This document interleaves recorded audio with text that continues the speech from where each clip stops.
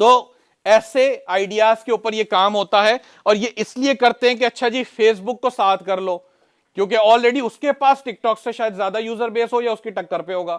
तो अब वहां से इस तरीके से चलती है। अब आप ऐसी सूरत के अंदर अगर शॉपिफाई पे अपनी वेबसाइट बनाते हैं तो आप अपने आप को कहां देखते हैं? Does it make sense?